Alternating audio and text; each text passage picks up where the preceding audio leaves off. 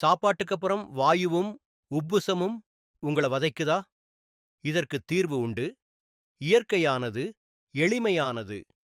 உப்புசம் வாய்வு இது எல்லாம் ஜீரண மண்டலத்தில் உள்ள ஏற்படும் தொந்தரவுகளால் ஏற்படுகிறது.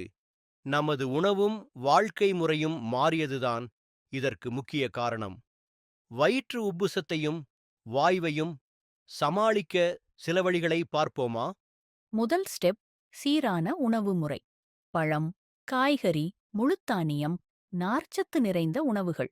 இவங்கதான் நம்ம குடலுக்கு நெருங்கிய நண்பர்கள். சாப்பிடுற சாப்பாடு மேல கவனம் வச்சா சுகமான ஜீரணம் நடக்கும். இரண்டாவது, தண்ணி. நம்ம உடம்புக்கு தண்ணீர் ரொம்பவே முக்கியம்.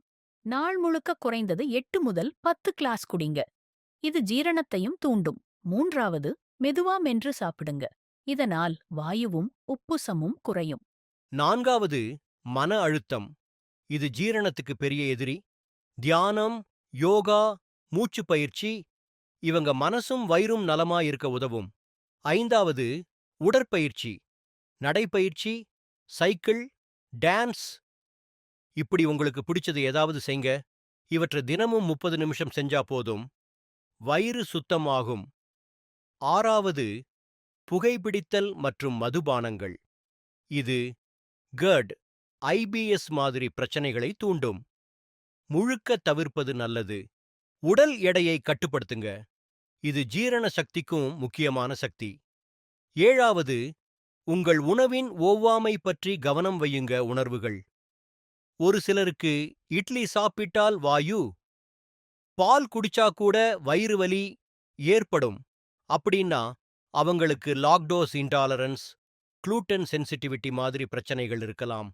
அதுக்காக எலிமினேஷன் டைட் பின்பற்றலாம். அதுக்கு டைட்டிஷன் கிட்ட பேசி பாருங்க.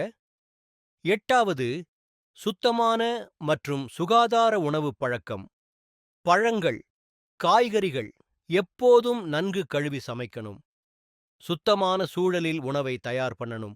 9வது, மருத்துவரை கலந்தாலோசிக்க அச்சம் வேண்டாம். தொடர்ந்து வயிற்று வலி, வாய்வு, உப்புசம் வந்துகிட்டே இருந்தா உடனே குடல் இரைப்ப சிறப்பு மருத்துவரை பார்க்கணும். சில நேரம் பெரிய குடல் பிரச்சனைகளுக்கு இது முன்னோட்டம் இருக்கலாம். முடிவாக, வாழ்வில் சின்ன சின்ன மாற்றங்கள்தான், ஆனாலும் அது பெரிய நன்மைகளை தரும். இந்த செரிமான தொந்தரவுக்கான குறிப்பினை வழங்கியவர் டாக்டர் எஸ். யுவராஜா. வயிறு, குடல் அண்ட் கல்லீரல் அண்ட் லேபராஸ்கோபி அறுவை சிகிச்சை மருத்துவர்.